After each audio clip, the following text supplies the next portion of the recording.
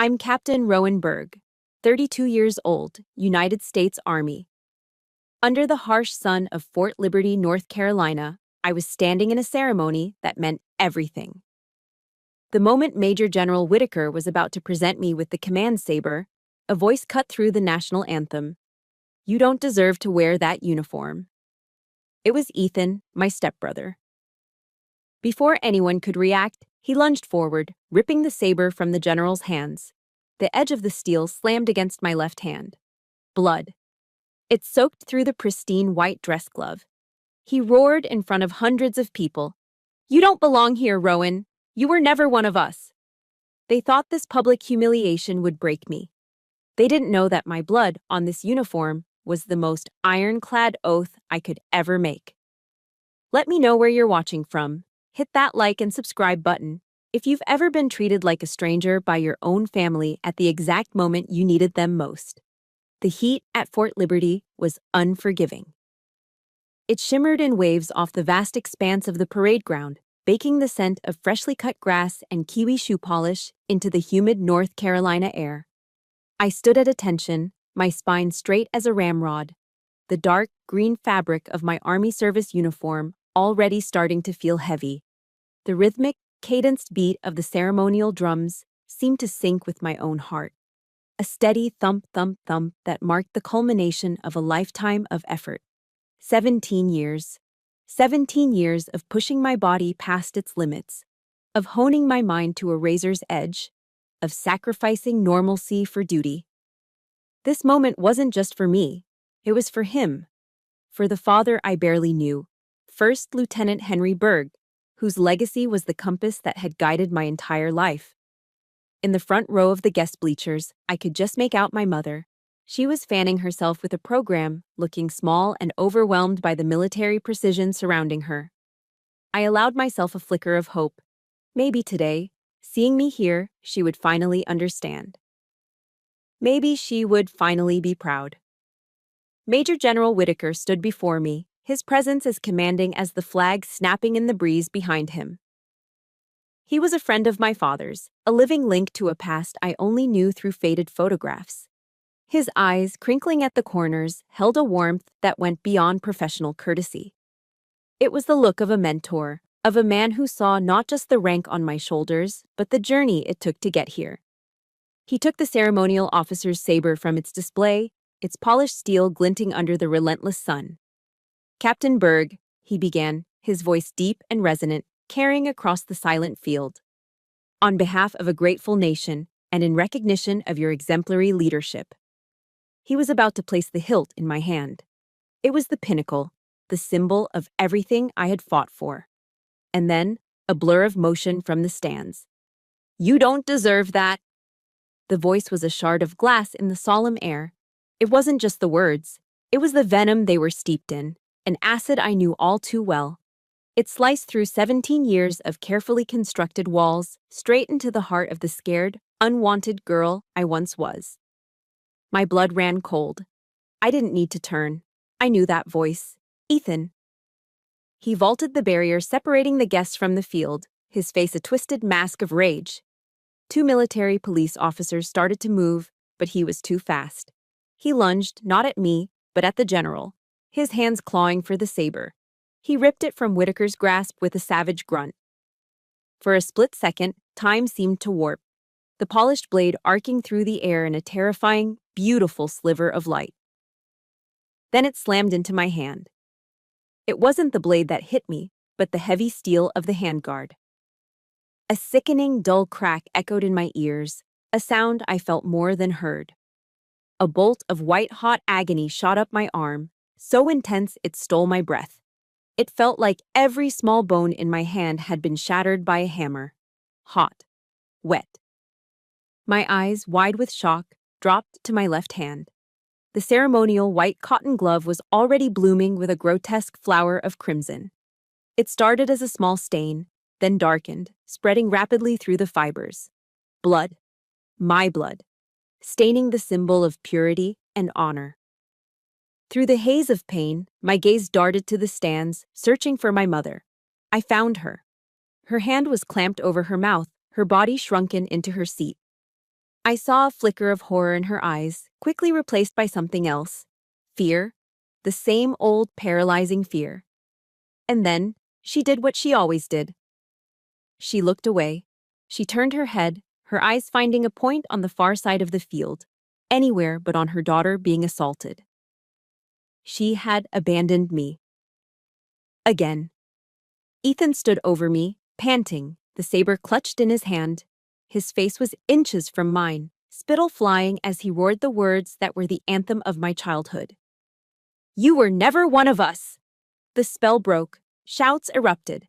The MPs were on him in an instant, a flurry of motion and authority. They tackled him to the ground with professional force. The saber clattered onto the manicured grass. The crowd gasped. The ceremony had dissolved into chaos. My ears were ringing. The pain in my hand was a roaring fire, but my training kicked in, a lifetime of discipline overriding the screaming nerve endings. Assess the situation. Maintain composure. Control the narrative. General Whitaker was by my side, his face a mask of cold fury. He looked from the struggling form of Ethan to my bleeding hand. His voice, when he spoke to me, was low and sharp as a bayonet. Captain, can you stand and maintain your bearing? It was a question, but it was also a command. An offer to retreat with dignity or to stand my ground. Retreat was not in my vocabulary. Blood was now dripping from the fingertips of my glove, forming a small dark pool on the polished leather of my dress shoes. Every fiber of my being wanted to collapse, to cradle my broken hand, to scream. But I thought of the young soldiers in formation watching me. I thought of my father's name. I forced my shoulders back, locked my knees, and pulled my chin up. My gaze met the general's. I brought my uninjured right hand up in a salute so crisp, so precise, it could have been cut from stone. Yes, sir. The words were steady. They didn't betray the tremor of pain shooting through my body. They didn't betray the rage and the profound, soul-crushing hurt. A camera flash exploded in my peripheral vision, searing the moment into history. A local reporter capturing the image that would go viral. The decorated captain, face impassive, blood streaming down her side, rendering a perfect, unwavering salute. They would call it a symbol of discipline. They had no idea it was an act of war. As the MPs dragged Ethan away, still shouting incoherently, a silence fell over the field once more. But this wasn't the silence of respect. It was the silence of shock. I held my salute, my eyes fixed on the flag, the world narrowing to that single point of focus. The pain was immense, but the wound Ethan had just torn open ran far deeper than bone. It was 17 years old. How, after 17 years, could he still reach me like this? The question of how Ethan could still reach me isn't a question at all. The real question is why I ever thought he couldn't. The roots of that day at Fort Liberty weren't planted in the North Carolina soil. They were sunk deep in the humid, oppressive ground of Charleston, South Carolina, in a house that was as beautiful as it was damned. From the street, our house on South of Broad was a postcard of Southern charm. A grand historic home with double piazzas, gas lanterns that flickered at dusk, and the sweet, heavy scent of magnolias hanging in the air. Tourists would stop to take pictures. They saw heritage and grace. What they couldn't see was the suffocating silence that lived inside, a silence curated and enforced by my stepfather, retired Navy Captain Douglas Porter. Inside, the air didn't smell like magnolias. It smelled of lemon-scented wood polish, Douglas's cigars, and a faint, metallic tang of fear.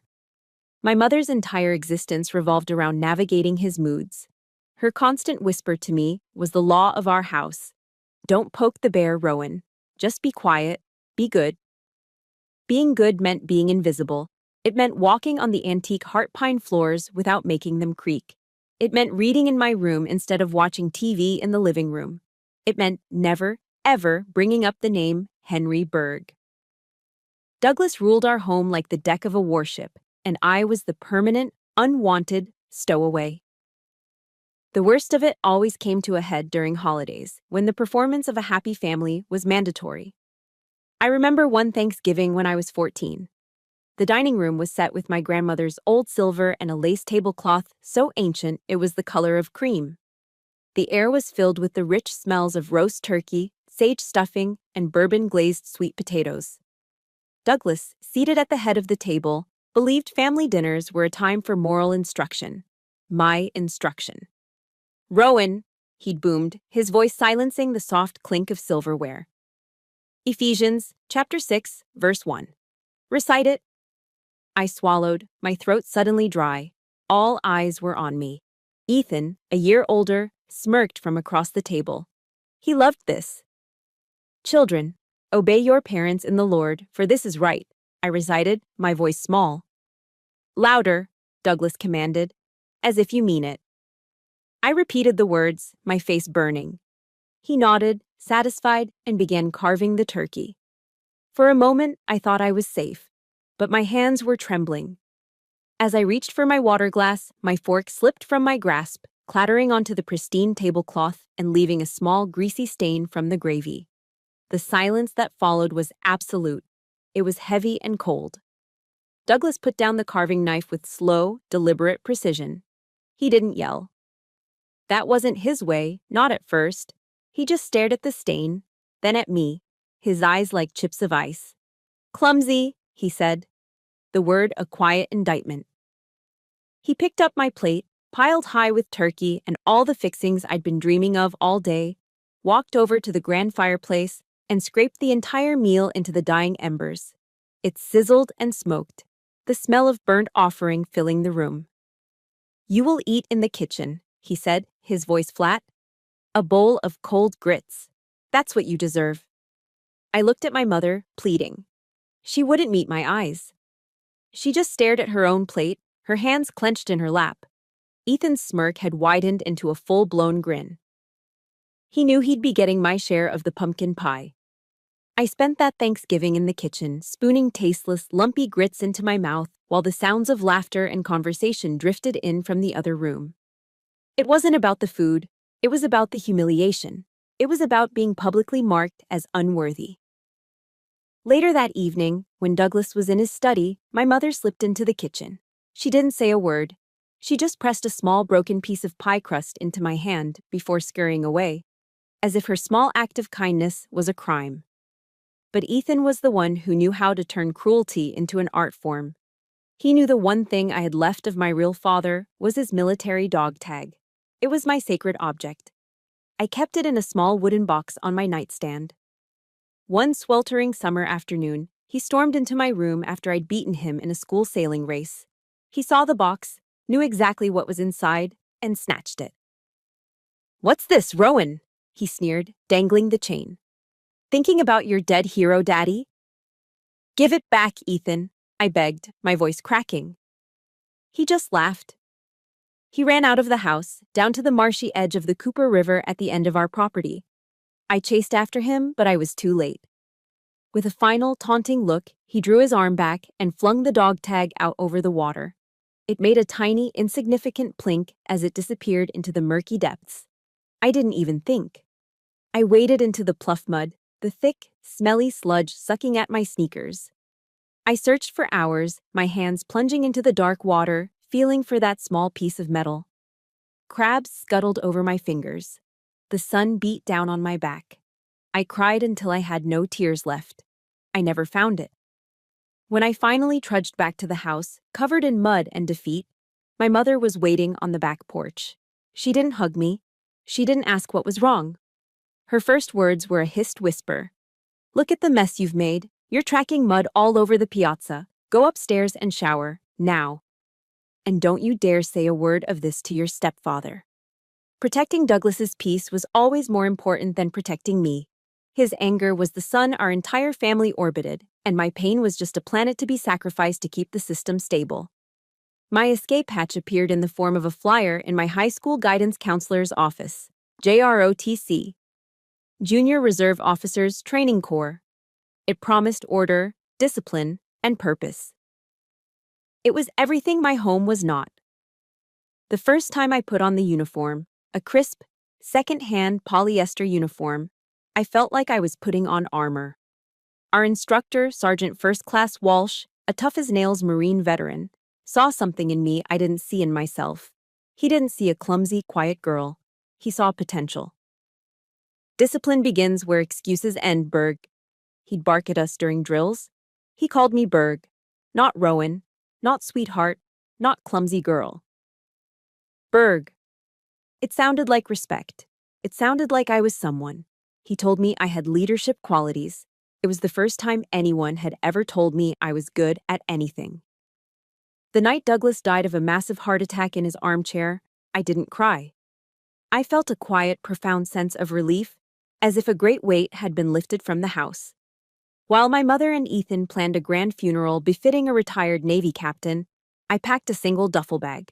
A year later, on my 18th birthday, I stood at the door, ready to leave for basic training. Ethan stood there, arms crossed, leaning against the doorframe. He looked me up and down, a contemptuous sneer on his face. "You think you're so tough in that uniform?" "You'll be back," he said. "You'll come crawling back." I just looked past him, at the open road beyond our perfectly manicured lawn. The world was waiting. If you've ever had a person in your life who seemed to enjoy your pain, who went out of their way to break you down, please hit the like button for every single person who found a way to stand back up. And in the comments, just type a single word: survivor. Let's see how many of us are out there. As I walked away without a backward glance, his final words followed me down the driveway. Let's see how long it takes the world to break you. Ethan's parting words were meant to be a curse.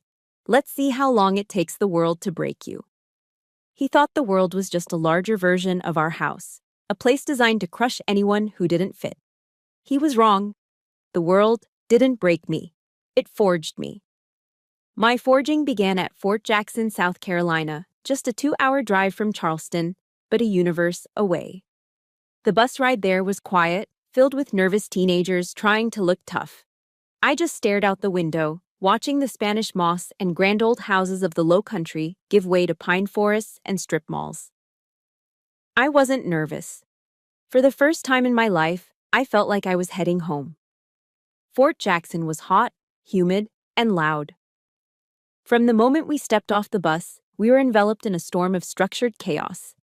Drill sergeants, with their campaign hats pulled low, descended on us like hawks, their voices rasps of pure authority. They screamed at us to get our bags, to form lines, to stand straighter, to move faster. Everything was a command. Everything had a purpose. And I loved it. The shouting wasn't like Douglas's simmering rage. This wasn't personal. It was professional. The screams were designed to break down our civilian identities, to strip away our egos, and to build us back up as a unit, as soldiers. In the suffocating, toxic silence of my childhood home, I had felt utterly alone. Here, in the middle of constant noise, surrounded by 50 other sweating, scared recruits, I felt safe.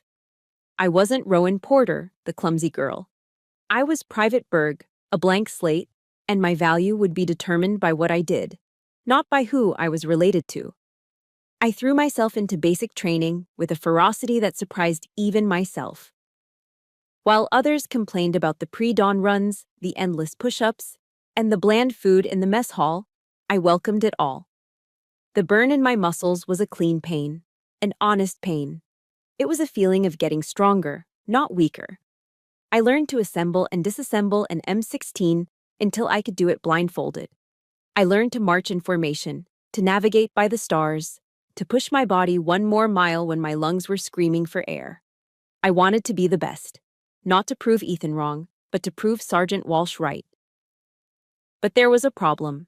My greatest survival skill at home, my silence, was a liability here. I did everything I was told, perfectly and without question. I was disciplined, focused, and efficient. But I was quiet. I kept to myself, my face an impassive mask I had perfected over years of avoiding Douglas's wrath. My primary drill sergeant, a man named Drill Sergeant Rivas, didn't see discipline. He saw a problem. One afternoon, during rifle qualifications, he pulled me aside. He got right in my face, his breath smelling of stale coffee. "What is wrong with you, Berg?" he barked, his voice low and menacing. "You just stand there, like a robot. No emotion, no fire. You got no soul? You're not scared? You're not anything?" His words hit me like a physical blow. No soul. It was what Douglas and Ethan had always implied, that I was empty, that something vital was missing. I had run away from one prison only to find myself in another, judged by a different kind of warden for the exact same crime of being quiet. The carefully constructed armor I'd built began to crack. That night, I hid in a bathroom stall, long after lights out. I sat on the cold tile floor, my knees pulled to my chest, and for the first time since leaving Charleston, I cried. They were silent, choked sobs, the kind I had perfected as a child so as not to wake the bear. I felt a wave of despair wash over me. Maybe Ethan was right. Maybe I was broken. Maybe there was no place in the world for me. The stall door creaked open. I held my breath. It was Private Sarah Jenkins, a tough, wiry girl from rural Alabama whose bunk was next to mine. I'd heard whispers about why she'd joined, something about a father with a heavy hand and a drinking problem. She didn't say anything. She just sat on the floor outside my stall. A moment later, a small, slightly melted Hershey's chocolate bar slid under the door. "Eat it," she whispered. "Sugar helps, and tomorrow we're gonna run so fast, we'll leave Rivas tasting our dust." It was the first act of unconditional kindness I had received in my entire life. I ate the chocolate, its sweetness a stark contrast to the bitterness in my soul. Sarah didn't ask me to explain. She didn't need to. She just knew. We were both running from the same ghosts. We were survivors. From that day on, she was my family. And we did run faster. We pushed each other, studied together, and made a silent pact to get through this together. They thought they could break us, but they only made us harder than steel. My performance, combined with my high test scores, got me noticed. I was recommended for officer candidate school.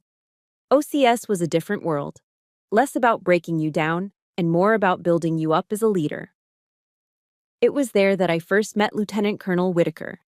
He was the command overseeing the OCS program, a man who carried an aura of quiet authority that made even the drill sergeants stand a little straighter.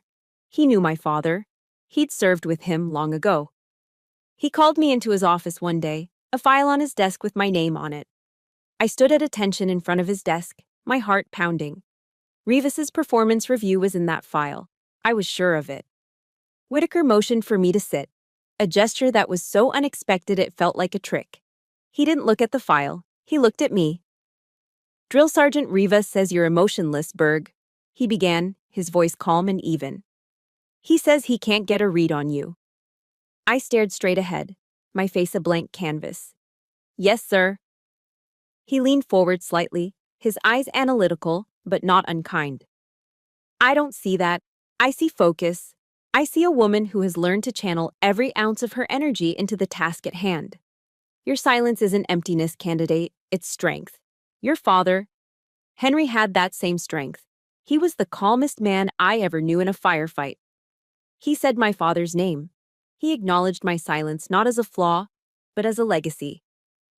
For the first time, someone had looked past the quiet exterior and seen the steel beneath. It was like he had handed me a compass, a way to finally understand myself. The quiet girl wasn't broken. She was a warrior in waiting.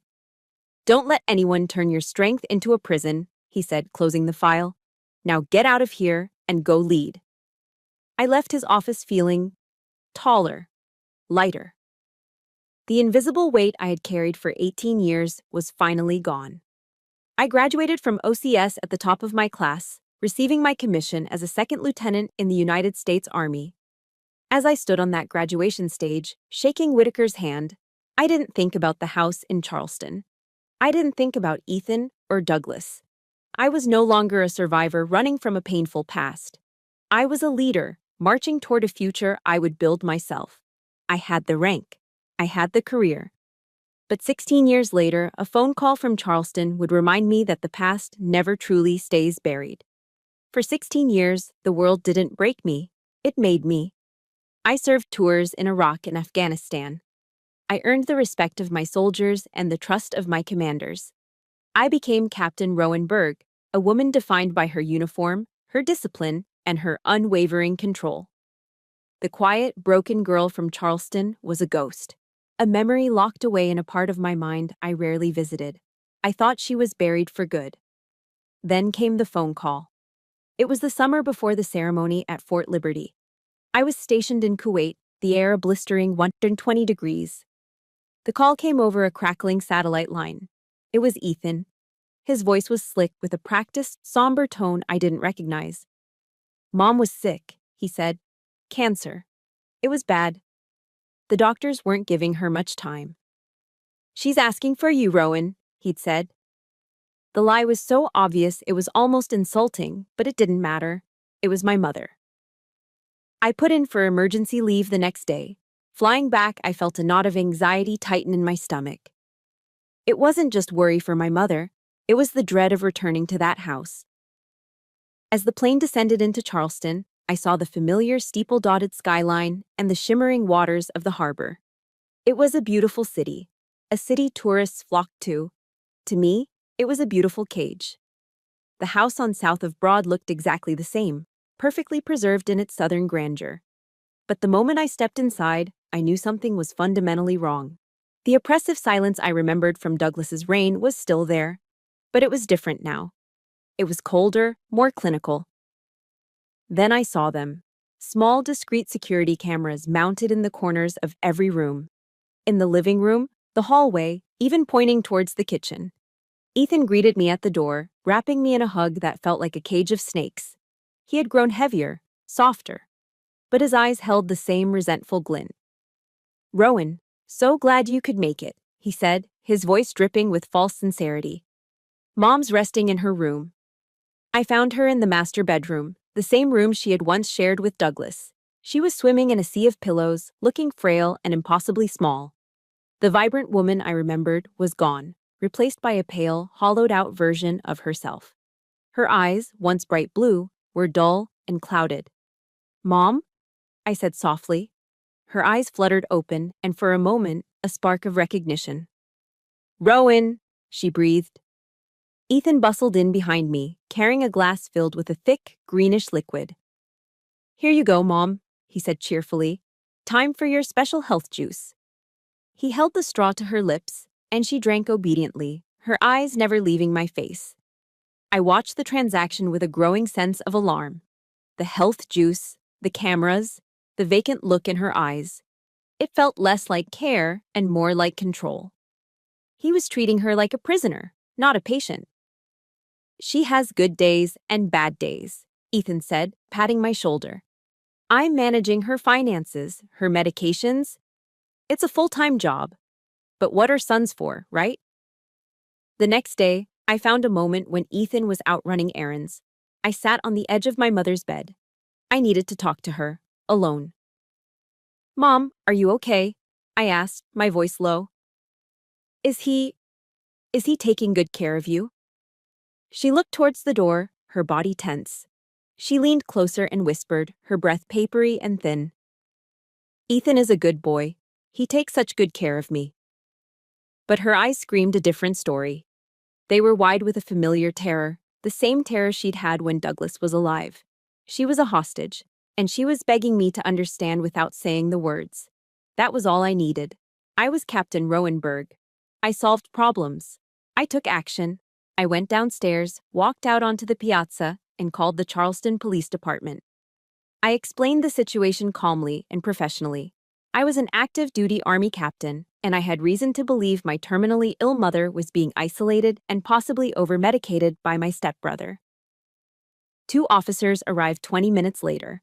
They were polite, professional, their faces impassive. I explained my concerns again, pointing out the cameras, the strange juice, my mother's fearful demeanor. They listened patiently. Then, Ethan came home. The transformation was instantaneous. He saw the police cruiser and burst into tears. He played the part of the devoted, heartbroken son perfectly. He sobbed about how he had given up his life to care for his dying mother, how difficult it was, how his estranged stepsister had shown up out of the blue and was causing all this stress. The officers went inside to speak with my mother. Ethan and I waited on the porch. He wouldn't look at me, but a smug, triumphant smile played on his lips. I knew what was happening. I knew what she would do. She would choose the bear. One of the officers came back out, his face set with a look of finality. "Ma'am," he said, addressing me, "your mother has assured us she is perfectly fine and that Mr. Porter is providing excellent care. In fact," she said you've been under a lot of stress from your military service and that you're harassing her. She has asked us to escort you from the property." The words hung in the humid air. I was being thrown out of my own mother's house, by the police, at her request. "I'm a captain in the United States Army," I said, my voice dangerously quiet. "I have a security clearance. I am not unstable." The officer's eyes were sympathetic, but his hands were tied. "I'm sorry, Captain Berg. With all due respect, this is a family matter. We can't intervene unless she tells us she's in danger." They escorted me to my rental car. I, who had commanded troops in a war zone, was treated like a common trespasser. The system I had sworn an oath to defend was utterly powerless to stop this kind of quiet, insidious evil. My mother passed away 3 days later. At the funeral, Ethan was the star. Accepting condolences with a tear-streaked face, I stood in the back, invisible. After the service, while sorting through some of her personal effects at the house, I found it.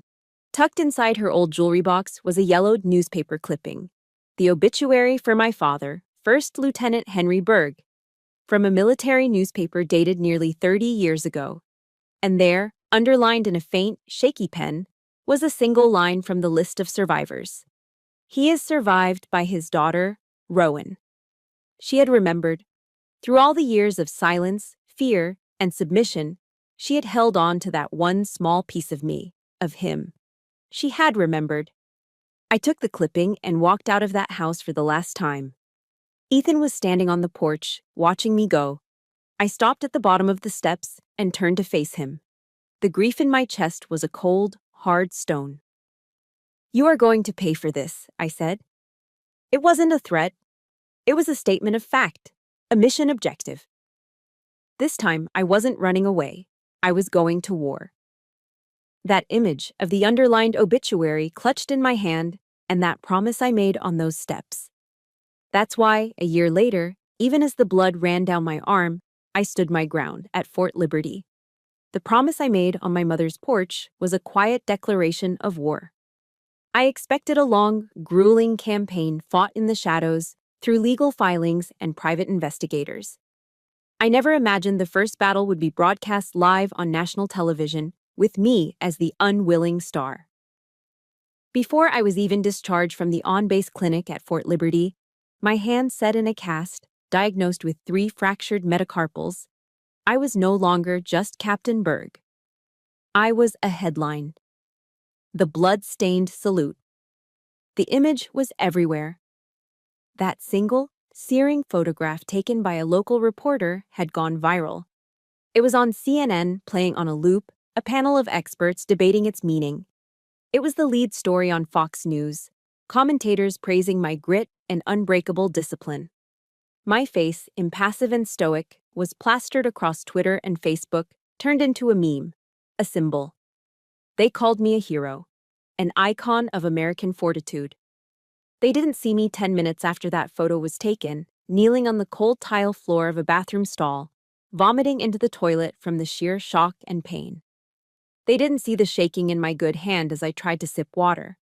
They saw a symbol, a two-dimensional figure they could project their own beliefs onto. They didn't see the woman whose deepest, most private wound had just been ripped open for the world to see. The Army, true to form, moved quickly to control the narrative. The Pentagon's Public Affairs Office released a statement within hours.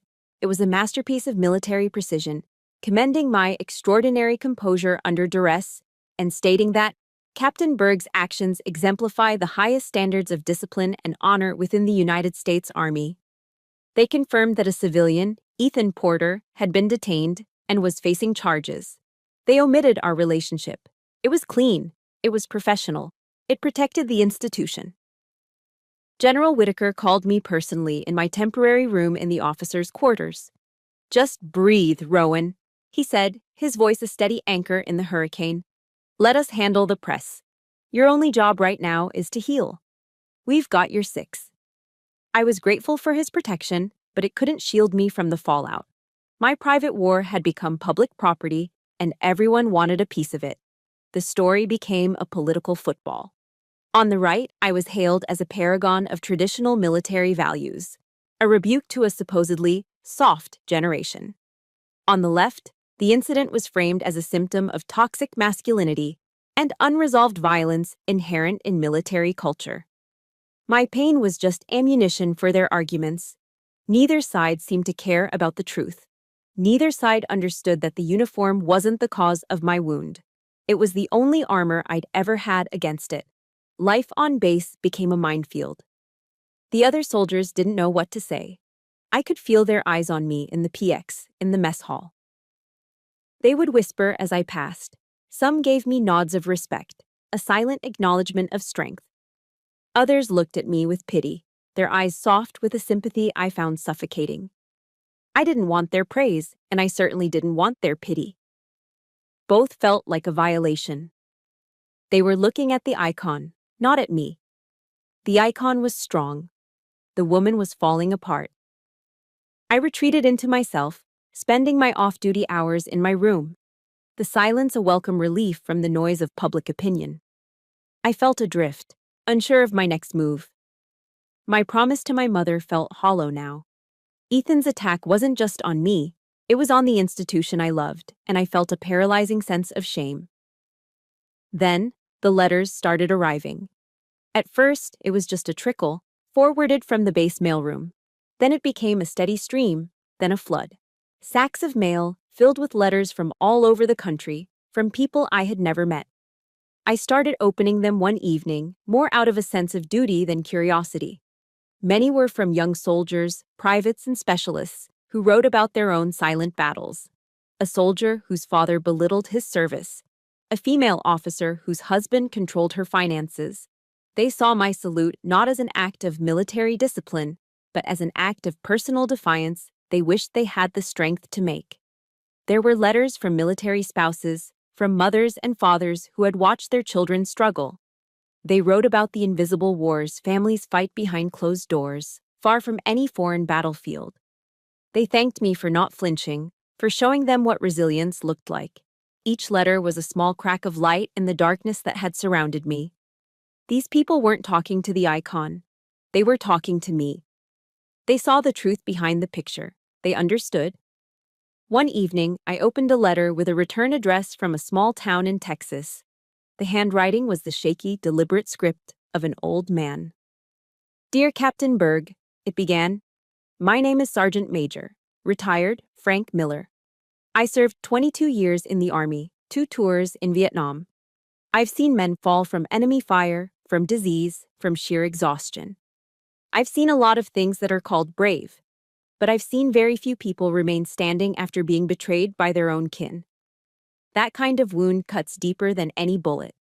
That salute of yours, with the blood on your glove, was the single bravest act I've seen in 30 years. You didn't do it for the cameras or the regulations.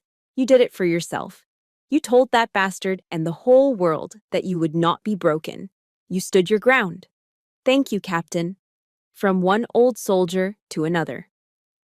I held the letter in my hand, the paper trembling, and for the first time since that day, I cried.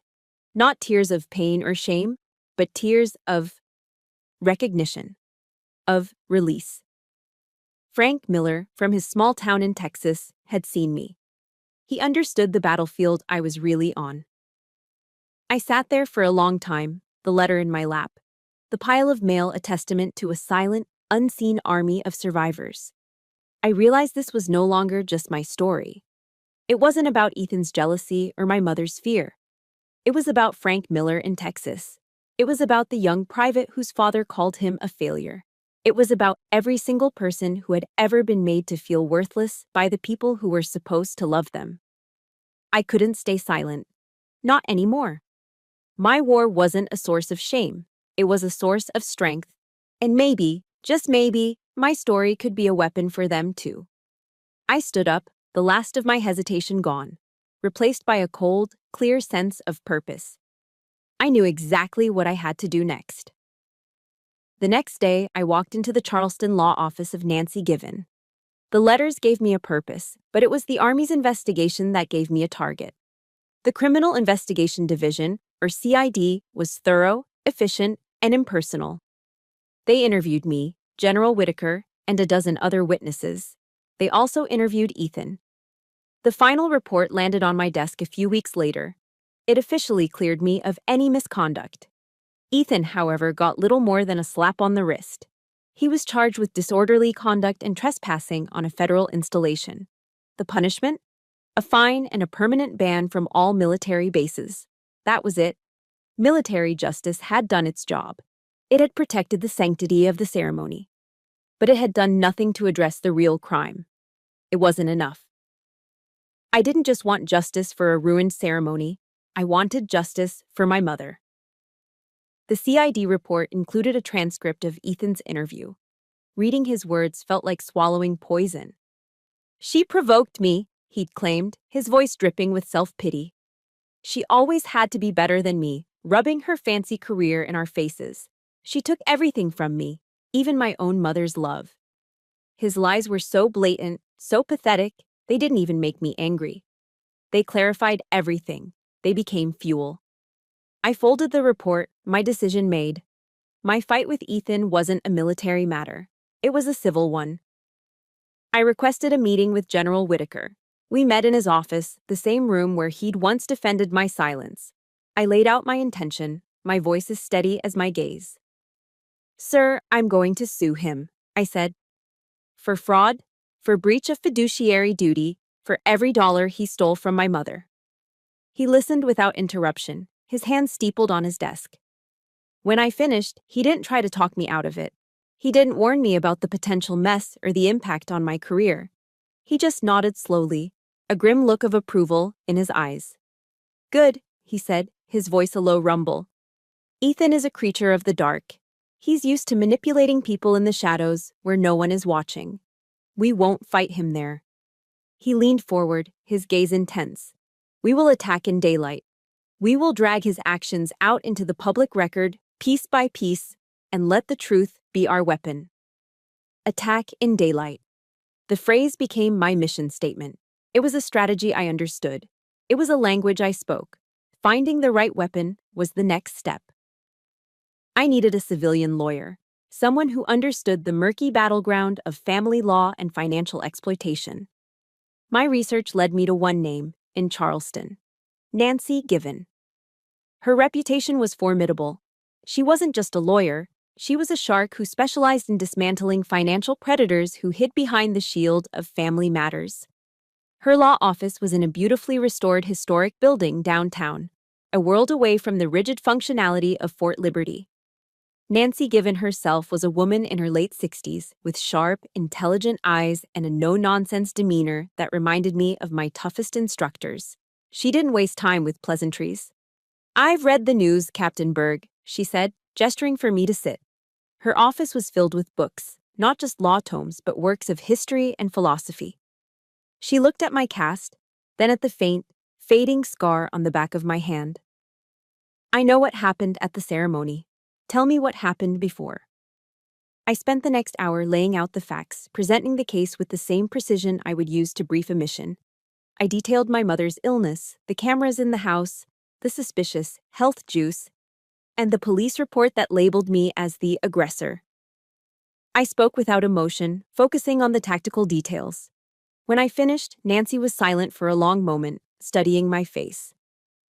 "Are you ready for this fight, Captain?" she asked, her tone serious.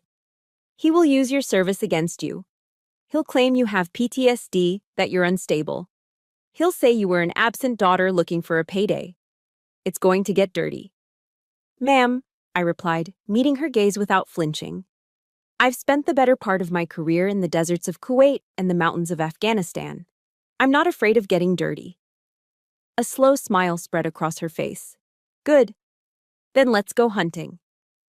And so began my war on two fronts. By day, I was Captain Berg, commanding my unit at Fort Liberty, ensuring my soldiers were trained, equipped, and ready. My performance had to be flawless. I couldn't give anyone a reason to believe Ethan's inevitable lies about my stability. But by night, my apartment became a command center. Nancy would email me batches of documents she'd subpoenaed. My mother's bank statements, pharmacy records, credit card bills. I would stay up until 2 in the morning, a pot of black coffee my only companion, highlighting every suspicious transaction, cross-referencing dates, and building a timeline. The exhaustion was a constant, heavy weight on my shoulders. I would fall into bed for a few hours of restless sleep, only to wake up at 500 for a 5-mile run, pushing my body to punish the weakness my mind was feeling. The picture that emerged from those documents was uglier than I could have imagined. It was a methodical, ruthless plundering. Tens of thousands of dollars siphoned from my mother's retirement accounts. There was the $10,000 down payment on a new Ford F-150, a $5,000 charge for a base boat, thousands more spent at expensive restaurants, on golf trips, on things my frail, bedridden mother could never have used or approved. He hadn't just been controlling her. He had been bleeding her dry, spending her life savings while she wasted away. Each receipt, each withdrawal slip, was a piece of ammunition. Each line item was a confirmation of his betrayal. The work was grueling, and it forced me to relive my mother's final, lonely months over and over again. But with every piece of evidence, my resolve hardened. Have you ever had to be the one to dig through the painful facts? To be the detective in your own family's tragedy, just to find the truth? If you know what that lonely, exhausting fight feels like, hit the like button. In the comments, just write, "I see you." Because we need to know we're not alone in this fight. One night, staring at a bank statement that showed a huge withdrawal on the day before my mother died, I felt a cold clarity wash over me. General Whitaker was right. The darkness was Ethan's territory. It was time to drag him out of it. It was time to attack in daylight. Nancy filed the lawsuit the next week, a thick stack of paper detailing every allegation of fraud and exploitation. The war had officially begun. The trial in Charleston began on a sweltering October day. The air inside the historic courthouse was thick and still, heavy with the weight of unspoken stories. I walked through the polished double doors not in a civilian suit, but in my full Army Class A uniform. The green jacket, the ribbons on my chest, the polished brass. I wanted Ethan to see it. I wanted him to face the uniform he tried to disgrace, the institution he could never understand. The courtroom was packed. Reporters scribbled in notebooks, their presence turning our private war into a public spectacle. This was it. This was daylight. Ethan had been forced to sell my mother's car to hire a lawyer, a slick, bottom-feeding attorney named Peterson, whose strategy was obvious from his opening statement: to paint me as a greedy, unstable, and attention-seeking daughter, and Ethan as the selfless, devoted caregiver. Nancy Given dismantled him with the calm, methodical precision of a surgeon. She didn't rely on theatrics. She relied on facts. She presented the evidence we had spent months compiling, projecting it onto a large screen for the jury to see. Bank statements with Ethan's signature on withdrawal slips for thousands of dollars. Credit card bills showing lavish spending on things a dying woman would never buy. Pharmacy records detailing prescriptions for sedatives that seemed to increase whenever large sums of money were moved. Then she played the audio from the security cameras, the audio Ethan didn't know existed. The jury heard him not as a loving son, but as a tyrant, his voice sharp and cruel as he berated my mother for being too slow, for spilling a glass of water, for asking a question. The courtroom was dead silent, the only sound Ethan's recorded voice echoing through the chamber. Then, Nancy called me to the stand. I walked to the witness box, my footsteps echoing in the silence. I sat down, adjusted the microphone, and looked directly at the jury. A panel of ordinary Charleston citizens. I didn't look at Ethan. Nancy's questioning was direct. "Captain Berg, please turn your attention to the document on the screen. It's a bank withdrawal slip dated May 14th. Do you recognize it?" "Yes, I do." My voice was clear and steady. No emotion, just facts. "Can you tell the jury what it shows?" It shows a cash withdrawal of $10,000 from my mother's primary checking account, I stated. It was used as a down payment for a 20-foot bass boat. For an hour, we went through it all. Every transaction, every lie. I wasn't the victim on the stand. I wasn't the abandoned daughter. I was a credible witness, a United States Army captain presenting an after-action report on a campaign of theft and deception. My silence, the very thing I'd been punished for my entire life, had become my greatest weapon. It gave my testimony an undeniable weight, an authority that Ethan's blustering denials couldn't touch. Peterson, Ethan's lawyer, tried his best on cross-examination. He brought up my service, twisting it into a weapon just as Nancy predicted. "Captain, isn't it true you've served in active combat zones?" he asked, his voice oozing with false concern. "Yes, that's correct." "And these experiences, they can be very stressful, can't they? Leading to conditions like PTSD. "Combat is stressful," I replied calmly. "That is why the Army trains us to be resilient, to be clear-headed under pressure." He couldn't rattle me. My answers were short, precise, and devoid of the emotional outburst he was hoping to provoke. He was losing, and he knew it. But Nancy had saved her masterstroke for last. The plaintiff calls Major General Whitaker to the stand. A ripple of murmurs went through the courtroom. The bailiff called the name, and the doors at the back of the room opened. General Whitaker walked in, dressed in his own immaculate Class A uniform. The array of ribbons on his chest was a testament to a lifetime of service and honor, his 2 stars glinting on his shoulders. He walked with an air of absolute command, and as he passed the jury box, every single person in that room, judge, jury, and reporters, sat up a little straighter. His presence filled the space, a physical manifestation of integrity. Peterson, looking visibly shaken, tried to object, but was overruled. Nancy got straight to the point. "General, you've known Captain Berg for many years." "I have," Whitaker confirmed, his voice calm and powerful. "And I knew her father before her. The Bergs are a family of honor." Peterson got his chance to cross-examine. It was a fatal mistake.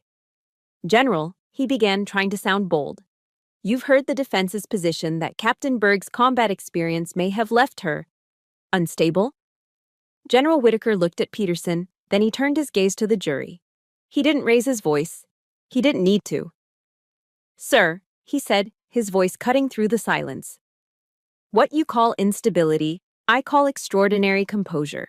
What you call emotionless, I call focus. I have commanded thousands of soldiers in my career.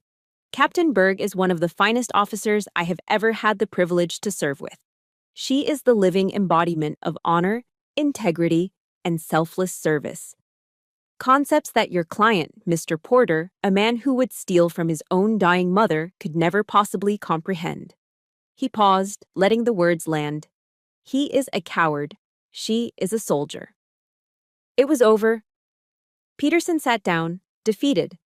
The judge called for a recess. As they led the jury out, I saw Ethan's face. It was pale, sweaty, and his bravado was gone, replaced by the panicked look of a cornered rat. He fired his lawyer right there in the courtroom, shouting that he would represent himself. That was his final, self-destructive act. When the trial resumed, Ethan stood before the jury, his voice cracking, his hands shaking. He didn't present evidence. He didn't make a legal argument. He just unraveled. "She's lying," he screamed, pointing a trembling finger at me. "All of it. She was never there for Mom. I was the one. I did everything." His voice rose to a hysterical pitch. "Mom loved me more. She always loved me more. This bitch just wants the money. She was always jealous of me." He had just confessed. In front of the judge, the jury, and a room full of reporters, he had confessed the motive behind every action, his pathetic, all-consuming jealousy. The jury was out for exactly 45 minutes. When they filed back in, their faces were grim and resolute. The foreman handed the verdict to the bailiff. The judge read it aloud, his voice devoid of emotion. "On the charge of fraud, we the jury find the defendant guilty. On the charge of exploitation of a vulnerable adult, we find the defendant Guilty. Guilty on all counts. Ethan just stood there, his mouth hanging open, as two sheriff's deputies moved to stand behind him. He looked at me, his eyes wide with disbelief, as if he still couldn't understand how this had happened. I met his gaze, my face a mask of stone. The click of the handcuffs was the loudest sound in the silent room. I had won. The war was over. So why didn't I feel victorious? The click of the handcuffs should have been the sound of victory. It should have been the final note in a long, discordant symphony of injustice. The reporters rushed out of the courtroom to file their stories. Nancy gave my shoulder a firm, congratulatory squeeze, and the world saw a simple headline: "Daughter gets justice for mother." It was a clean, satisfying ending. But as I stood there, watching the deputies lead Ethan away, I didn't feel the triumphant release I had expected. There was no surge of joy, no sense of peace. There was only a vast, echoing silence. The silence of a battlefield after the fighting is over. The war that had defined my entire existence, the singular mission that had driven me for decades, first to escape, then to overcome, then to conquer, was finished. And in its place, there was nothing. The Army, in its infinite wisdom, knew I needed a change of scenery. General Whitaker called it a cool-down assignment. I was transferred from the high operational tempo of Fort Liberty to a quiet, administrative desk job at a logistics command in Richmond, Virginia. My new role was to analyze supply chain efficiencies. It was important work, I was told. It felt like being put in a closet. Richmond was a city steeped in history, a place of brick-lined streets, stately monuments, and the slow, meandering James River. It was beautiful. It was peaceful. And its peace terrified me. For my entire life, I had thrived in conflict. The quiet tyranny of my childhood home had been replaced by the structured chaos of the Army. I knew how to operate in a war zone, both external and internal. I did not know how to operate in peacetime. The silence of my small apartment in Richmond was more deafening than the roar of a drill sergeant at Fort Jackson. Every morning, I would wake up at 0500, a habit ingrained in me, and go for a run along the riverbank. I'd watch the sun rise over the water, painting the sky in soft shades of orange and pink. It was serene, and it felt completely alien. I was a soldier without a war, a weapon without a target. I had spent my life building armor, and now there were no incoming rounds. The sheer weight of the armor itself was crushing me. As part of my cool-down, I was required to attend weekly sessions with a behavioral health officer, an Army psychologist named Dr. Evans. She was a kind, patient woman with intelligent eyes that seemed to see more than I was willing to show. For weeks, we talked about the trial, about Ethan, about my mother. I recounted the events with the same dispassionate clarity I'd used on the witness stand. I was a good soldier, following procedure. Then one day, she shifted her line of questioning. She put down her pen, leaned forward, and asked me a simple question that completely disarmed me. "Rowan," she said gently, "you've spent your life being a survivor and then a soldier. But take those two labels away. If you are not a survivor and you are not a soldier, who are you?" The question hung in the air. I opened my mouth to answer, and nothing came out. For the first time in my adult life, I had no answer. Who was I? My entire identity had been forged in the crucible of resistance. I was the girl who endured Douglas. I was the recruit who survived basic training. I was the officer who fought for her mother. My sense of self was built on the foundation of what I was fighting against. With Ethan in prison and the war over, the foundation had crumbled. I was lost. I'd been trained to be invulnerable, to build walls so high and so thick that nothing could penetrate them. Now, in the quiet safety of this therapist's office, I realized I had to learn how to do the opposite. I had to learn how to be vulnerable. I had to learn how to feel the wounds I had never allowed myself to acknowledge. That weekend, General Whitaker drove up from North Carolina to check on me. We sat on the small balcony of my apartment, watching the evening settle over the city. He'd brought a bottle of Blanton's, a good Kentucky bourbon. He poured 2 glasses, the amber liquid catching the last rays of sunlight. We sat in comfortable silence for a while, the way old soldiers can. He didn't ask me about therapy. He didn't ask me how I was adjusting. He knew. It feels empty, doesn't it? He said finally, swirling the bourbon in his glass. I just nodded, unable to find the words. I felt the same way when I came back from my last command. He continued, his voice quiet and reflective. You spend years focused on a single mission, a single enemy, and then it's over. The silence is the hardest part. He took a slow sip. You've been fighting your whole life, Rowan. First, it was them. Then it was the Army's standards. Then it was the trial. You're a master of survival. He turned to look at me, his eyes filled with a paternal wisdom. But some wars you don't win. You just outlive them. You're used to surviving. Now, it's time to learn how to live. His words didn't magically solve anything, but they planted a seed. Learn how to live. It was a mission I had no training for. Where did I even begin? That night, I couldn't sleep. I found myself online, researching the Army's various support programs. There were robust, well-funded programs for PTSD, for substance abuse, for transitioning to civilian life. But I realized there was nothing for the soldiers fighting the wars I'd fought. There was no official protocol for the soldier whose family was their primary battlefield. No support system for those dealing with financial abuse or emotional manipulation from the very people they were supposed to be able to trust back home. A thought began to form, a faint glimmer of light in the fog of my confusion. My war wasn't a unique, isolated event. It was a silent epidemic. I had been given a mission. I just hadn't recognized it yet. I realized then, my war wasn't over. It was just beginning a new mission. General Whitaker's advice to learn how to live was a mission objective without a map. I felt like a newly commissioned lieutenant again, full of theory but lacking practical experience. I was sitting in my sterile office in Richmond, staring at supply chain logistics charts, feeling more lost than ever when my new mission walked through the door. She was a private first class, barely 20 years old, with nervous eyes and hands that wouldn't stay still. She stood at attention in front of my desk, so rigid she was almost trembling. "Ma'am, sorry to bother you, Captain Berg," she stammered. "I'm PFC Miller." "At ease, Private," I said, motioning to the chair. "What can I do for you?" She sat on the edge of the seat, her knuckles white as she gripped her patrol cap. "Ma'am, I saw your story on the news. The thing with your family." She took a shaky breath. "My husband's family, back home in Ohio. They control all my finances. My paycheck gets direct deposited into an account with his mother's name on it. They send me a small allowance. They say it's to help us save, but..." Her voice broke, and a tear traced a path down her cheek. "I don't even have enough money to buy my own shampoo at the PX. I don't know what to do. I feel so stupid."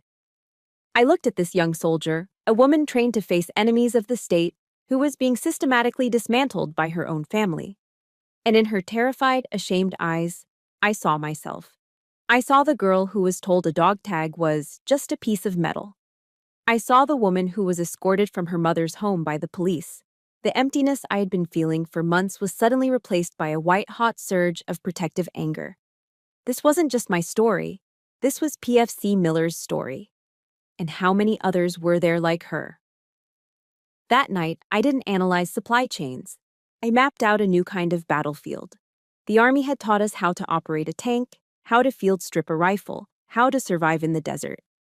But it had never taught us how to handle a tyrannical stepfather, a manipulative spouse, or a family that used love as a weapon of control. We were trained for every conceivable external threat, but we were left completely vulnerable to the ones waiting for us back home. The idea came to me in a flash of clarity. It wasn't just a support group. It needed to be a formal, Army-sanctioned program. A confidential resource that provided soldiers with legal guidance, financial counseling, and a safe channel to report domestic abuse that wasn't physical. It needed to be a weapon. I spent the next 3 weeks working with a fervor I hadn't felt since preparing for the trial. I wrote a formal proposal outlining the mission, the structure, and the necessity of the program. I gave it a name. I decided to take the very object that had been used to wound me and turn it into a symbol of protection. I called it the Saber Initiative. The Saber is a symbol of an officer's trust and command, a tool to defend and lead. This program would do the same. With my proposal complete, I knew my first hurdle would be the old guard. I scheduled a meeting with a group of senior staff officers, colonels who had been in the Army since before I was born. Their reaction was exactly what I had feared. I presented my data, my case studies, my carefully prepared arguments. When I finished, one of them, a grizzled, stone-faced infantry colonel, took off his reading glasses and looked at me with open disdain.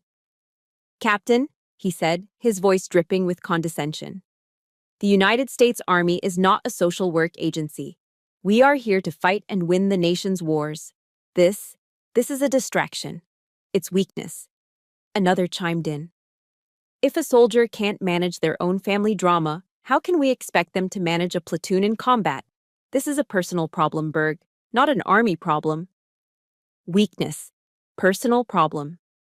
The same old words used to enforce silence. For a moment, the old despair threatened to surface, but then I looked down at the faint scar on my hand and thought of PFC Miller. My voice, when I replied, was cold and clear as steel. "With all due respect, Colonel," I said, meeting his gaze, "a soldier who is worried their spouse is draining their bank account back home is a soldier who is not 100% focused on their sector of fire. A soldier who is being psychologically tormented by their family is a soldier whose readiness is compromised. This isn't about drama. This is about force protection. It's about ensuring that every soldier is mentally and emotionally prepared to do their job. This is a mission readiness issue." I had used their language, their logic. It left them speechless, but I knew I hadn't won them over. I needed more firepower. I needed General Whitaker. I presented the initiative to him and his command staff the following week. This time, I was ready. I laid out the tactical argument first, the impact on readiness, on morale, on soldier retention. I used charts and statistics. I was the perfect logical staff officer. Then, I changed tactics. I told them about PFC Miller. I didn't use her name, but I told her story. And for the first time, I told them a little of mine. Not the dramatic details, but the core truth. "Gentlemen," I finished, my voice quiet but carrying across the silent conference room, "we ask our soldiers to be prepared to make the ultimate sacrifice for this country. The least we can do is ensure they have a safe flank to return to. We need to protect them from the enemies they can't see, the ones they never trained to fight." The room was silent. The colonels who had dismissed me before were now staring at the table, unable to meet my eyes. General Whitaker, who had listened intently without a word, finally spoke. He looked around the room, his gaze resting on each officer. "She's right," he said simply. He stood up, a clear sign the meeting was over. "The Saber initiative is approved. Draw up the implementation plan, Captain. I want it on my desk by Friday." He walked over to me as the other officers filed out. "That took courage, Rowan," he said quietly. "No, sir," I replied, a small smile touching my lips for the first time in what felt like forever. That was just learning how to live. The work was just beginning. There were policies to write, resources to gather, and a culture to change. But as I sat at my desk that night, finalizing the presentation slides for the program's official rollout, I knew exactly where the new mission would begin. 1 year later, I returned to the parade ground at Fort Liberty. The North Carolina sun felt different this time, warm and life-giving, not harsh and oppressive. The scent of cut grass and polish was still in the air, but today it smelled like home. I stood on a raised platform, looking out at a sea of young, eager faces, the next generation of Army leaders. On my shoulder, the silver oak leaf of a major had replaced the gold of a captain. And I was here not as a recipient of an award, but as the keynote speaker for their leadership course graduation. I had returned to the scene of my greatest humiliation, not as a victim, but as a testament to what comes after. I looked down at my left hand. A thin, silvery scar traced the line where the saber had struck me. It was a part of me now, a permanent reminder. But when I flexed my fingers, there was no pain. As I stepped up to the podium, I saw them. Hundreds of future lieutenants, their uniforms immaculate, their futures bright with possibility. They saw a major, a decorated officer, a speaker. They didn't know the ghosts that had once haunted this very ground. It was my job to tell them, not about the ghosts, but about how to defeat them. Good morning, I began, my voice clear and steady, amplified by the speakers across the field. They'll teach you a lot about leadership in your careers. They'll talk about tactics, strategy, and logistics. They will speak at length about honor. And I am here today to tell you what honor truly is. I paused, letting my eyes travel over the crowd. Honor is not about perfection. It is not about an unblemished record or a flawless career. That's a myth. Honor is about truth. It's about facing the truth of who you are, what you've done, and what's been done to you, with unwavering clarity. Honor is about resilience. It's not about invulnerability. It's about acknowledging your wounds and choosing to heal. And most importantly, honor is not about never falling. Honor is about how you rise. I looked pointedly at the spot where I had fallen, where my blood had stained the grass. It is about how you rise, even when you are bleeding. It is about how you choose to stand your ground, not for the crowd, not for the cameras, but for the person you are determined to become. That is the honor that matters. That is the honor that will make you your leaders. I kept the rest of my speech short, focused on the practical applications of the Saber initiative, which was now active on bases across the country. I spoke about recognizing the signs of abuse, about creating a climate of trust where soldiers felt safe to ask for help, about the undeniable link between a soldier's well-being at home and their effectiveness on the battlefield. I was giving them the tools I never had. After the ceremony, as the newly graduated officers were celebrating with their families, a young lieutenant approached me. She was sharp, confident, the very picture of a future leader. Major Berg, she said, her voice filled with a sincere respect that touched me deeply. I need to tell you, that video of you, from your ceremony here last year, it went around my OCS class. I was on the verge of quitting. I didn't think I had what it took. Seeing you stand there, seeing you salute, that's the reason I'm in this uniform today. Thank you, ma'am. I didn't offer a long reply. I didn't need to. I just looked at her, saw the fire in her eyes, and knew that my story had become a part of hers. I simply nodded.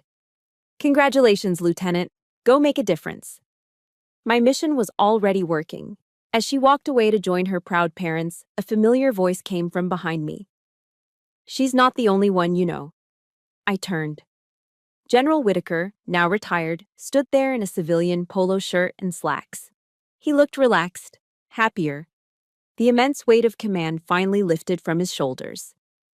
I've received dozens of letters, he said, a proud smile on his face.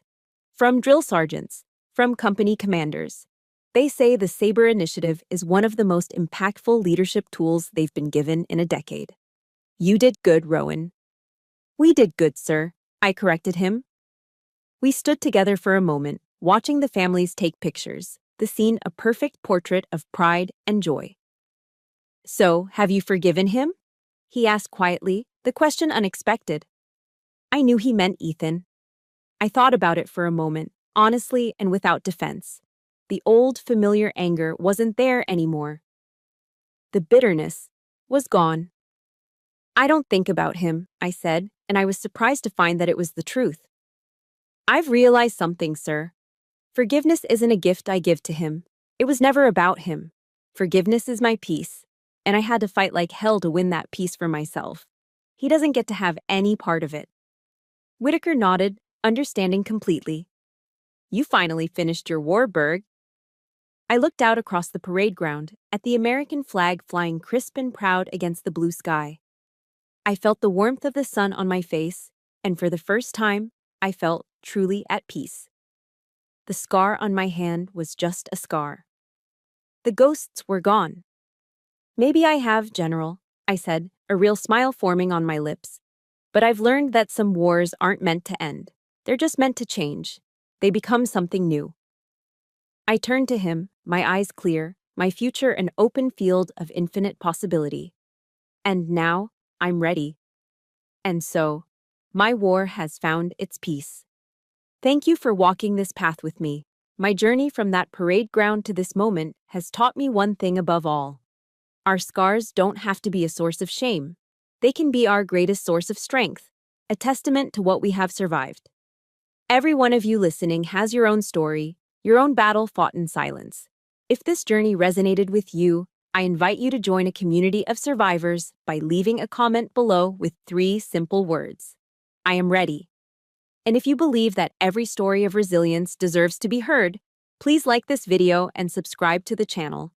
You are not alone here, and our stories are our power. Thank you for listening.